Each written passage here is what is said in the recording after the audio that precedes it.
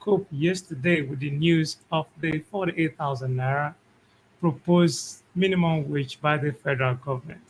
That seems to be the most trending news on social media space that got a lot of people talking. And we saw the provocation by the organized labor when we saw the trade union, Congress, and the NLC workers, leaders, but the president walking out in annoyance when it was announced by the representative of the federal government. And so we're starting off with that trending news this morning. Of course, I'm your host, Dr. Champion. Please stay with us as we continue. We are kicking off with a top story from the leadership newspaper, which goes by Living Wage Hope Deems for Workers as federal government offers 48,000 naira. The negotiation between the federal government and the organized labor yesterday reached a deadlock with the unions rejecting an offer of 48,000 naira as the new national minimum wage.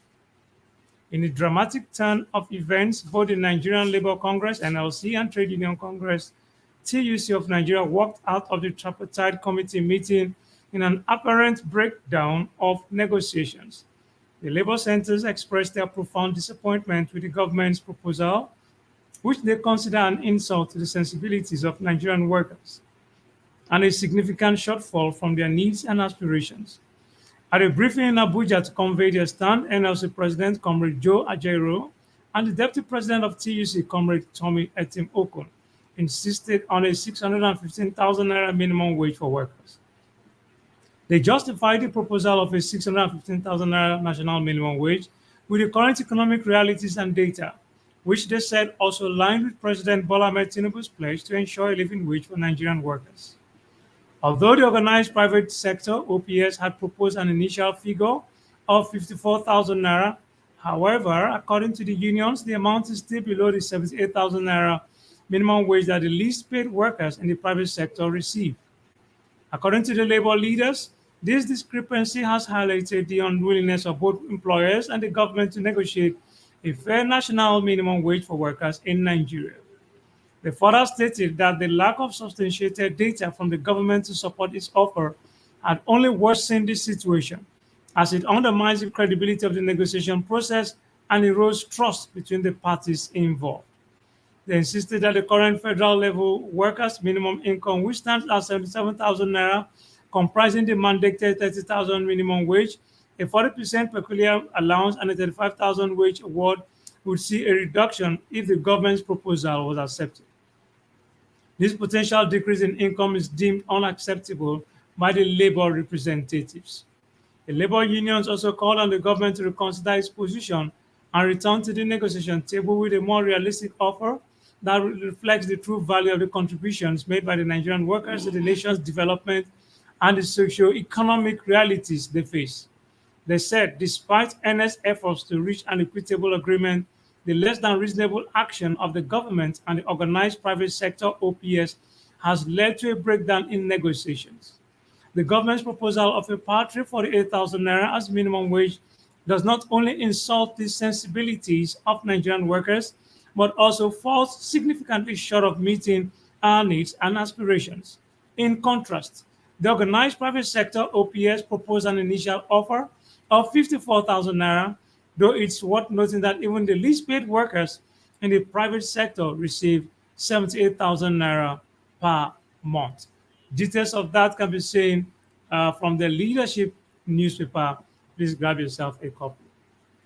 And of course, we recall that yesterday we wished uh, one of our wonderful nation builder and value adder to the economy, Grace O. Michael, Madam Grace O. Michael, CEO at Don to Law Company Limited here in Lekki. A happy birthday.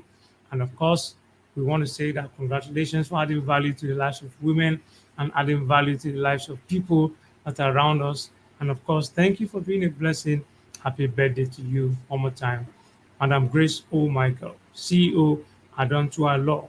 And people ask, what does that mean? Adonto Law is a shop plug for salon, makeup, nails, spa, and of course, anything body and skincare, including your professional massage.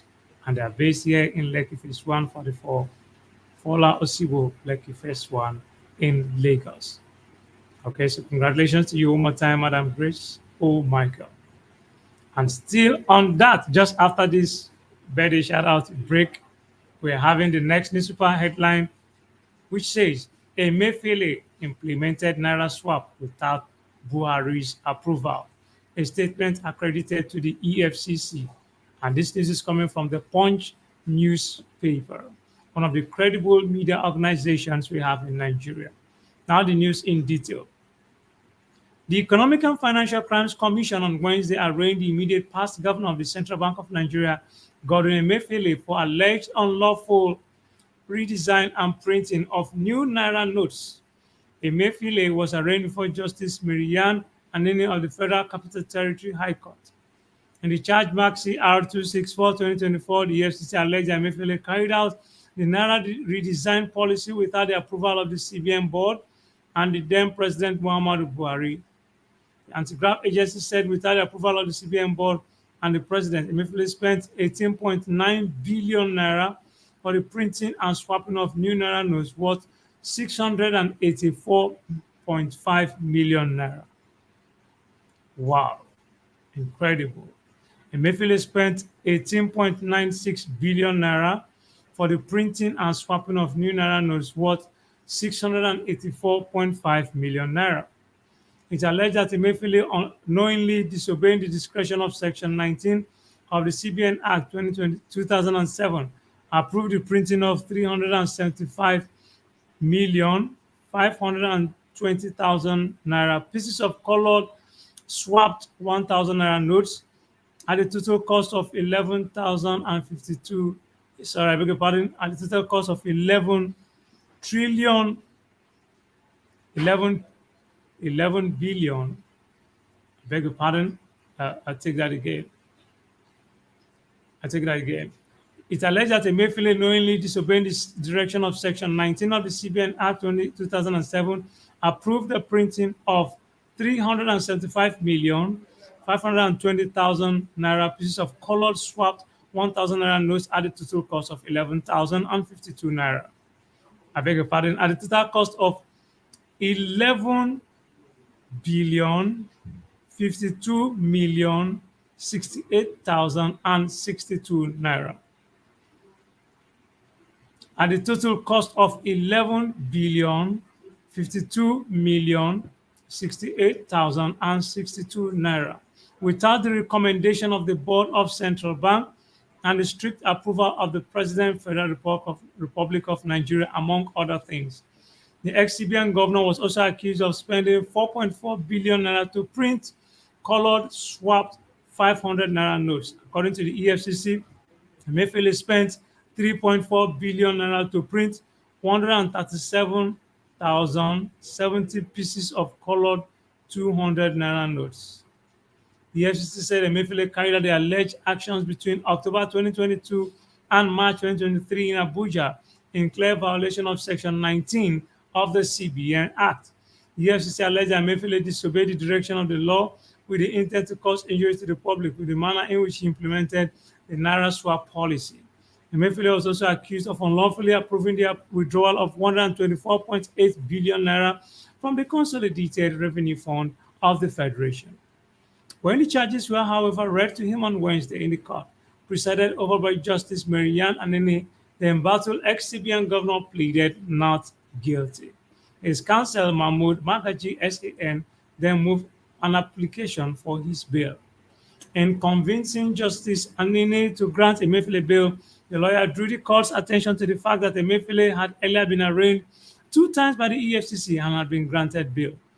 A Wednesday arraignment was restored by the EFCC. Ruling on the bail application, Justice Anini held that a defendant is entitled to bail and presumed innocent until proven otherwise. She also said that there was a cogent and compelling reason to grant the bail application. Justice Anini therefore granted Emefiele bail on the similar conditions imposed by Justice Hamza Muzau of the FCT High Court, before whom he was earlier arraigned. She granted him bail to the sum of 300 trillion naira with 2 sureties in like sum. She held that the sureties must be responsible citizens and own property worth the bail amount within the Federal Capital Territory, Abuja. She added that the property documents must be verified and deposited with the court registry pending the determination of the matter. While adopting the bail ruling of Justice Mursi, Justice Anini heard that the two trustees must deposit two recent passport photos alongside their national identity cards or their passports. Details of that can be seen in the Punch newspaper. Please get yourself a copy. Emefiele, wow, really the embattled former governor of the Central Bank of Nigeria, okay, going through a lot at the moment. Okay, and of course, we move away from the Punch newspaper. We move now to the Premium Times Nigeria. Having this top story, 5 more pro-Wike commissioners resigned from Fubara's cabinet. 5 more pro-Wike commissioners resigned from Fubara's cabinet. Now the news in detail. 5 more pro-Wike commissioners in Governor Siminalayi Fubara's cabinet have resigned their appointments. The Rivers State Commissioner Joseph Johnson has said, yes, they have resigned. There are 5 now, Mr. Johnson told Premium Times on Wednesday on telephone. They are commissioners for housing, gift, Wolu, education, environment, Ben Golden Choma, transport, Jacobson Mbina, and social accommodation in Nimi Aguma. In one of the resignation letters sent by Premium Times, Gift Wolu, the Commissioner for Housing, blamed his resignation sent by Governor Fubara to fuse the executive and legislative arms of government in the state. I write to resign my appointment as the Commissioner for Housing formally, one of the most difficult decisions in life, yet it is precipitated by the toxic atmosphere that has characterized our working relationship, especially the smoldering arbitrariness and actions, including the attempts to fuse the executive and legislative arms of government in Rivers State. The resignation of the 5 Wike loyalists came less than a month after 2 other colleagues, the Attorney General and Commissioner for Justice, Zacchaeus and Dango, and his counterpart in the Ministry of Finance, Isaac Kamalu, rejected their redeployment by Governor Fubara and then resigned their appointments. The selection of commissioners brings to 8 the number of Wike loyalists who have resigned from Mr. Fubara's cabinet. Details of that can be seen in the Premium Times Nigeria. Please get yourself a copy.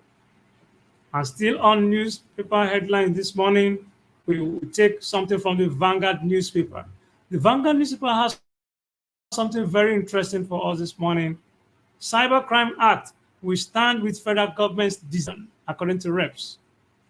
Cybercrime Act will stand with federal government's decisions, according to Reps. Now the news in detail. The House of Representatives has with the federal government on its decision on the cybercrime 0.05% levy. This is also Governor of the Central Bank of Nigeria, the CBN, and the Office of National Security Advisor to carry out further enlightenment Cybercrimes Act and implementation of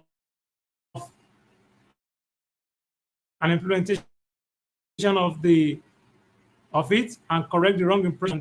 Next, this headline is from the Cable. Just in, Tinubu inaugurates 3 gas projects, says they will drive the nation's economy. Tinubu inaugurates 3 gas projects, a laudable one, I must say. And the president says that they will drive economic growth. According to President Bola Tinubu, who has stated that the inauguration of 3 gas projects will drive economic growth in Nigeria. President Bola Tinubu has inaugurated 3 critical gas infrastructure projects in Nigeria. He inaugurated the AHL gas processing plant 2, GPP2, with a capacity of 200 million standard cubic feet per day, MMSCF/D, jointly owned by Sterling Oil Exploration and Energy Production Company Limited, AHL, and the Nigerian National Petroleum Company Limited, NNPC. It's an expansion to the Kwale gas processing plant located in Delta. President also inaugurated the NOH OB3 CTMS gas pipeline project and NOH gas processing plant located in Imo State which are jointly owned by AGPC, Seplat Energy, and the NNPC. And away from there, we have the Daily Trust. Imams vow to go ahead with one minister. Now the news in detail.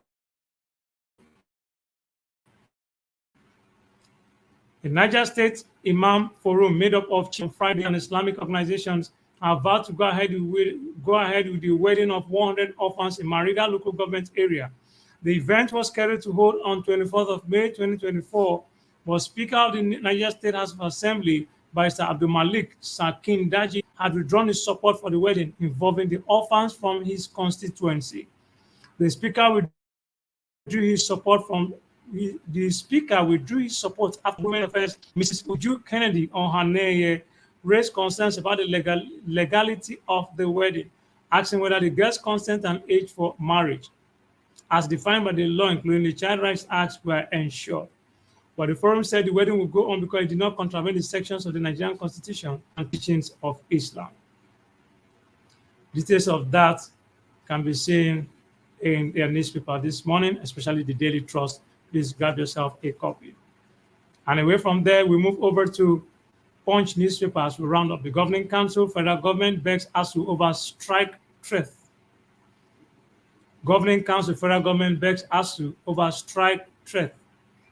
And the news in detail. The acting executive secretary of the National Universities Commission, Chris Mayaki, said on Wednesday that the federal government was working to reconcile the Governing Council of Universities. He said the Minister of Education, Professor Tahi Mama, put it on the list. The executive secretary said the councils will be inaugurated once the list was consummated.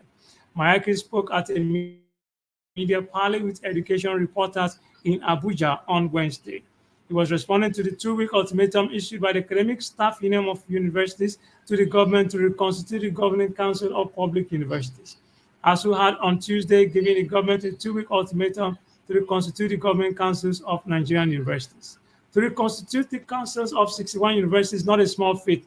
The government is working to ensure that people who are qualified and with the right pedigree are put in 3 councils so they can deliver on Mr. President's renewed hope agenda. We know ASU is concerned about the welfare of their members and the activities in universities, but we want them to be patient with the government during this period. Speaking on the number of universities in the country, the NUC boss said the commission was committed to expanding access to higher education.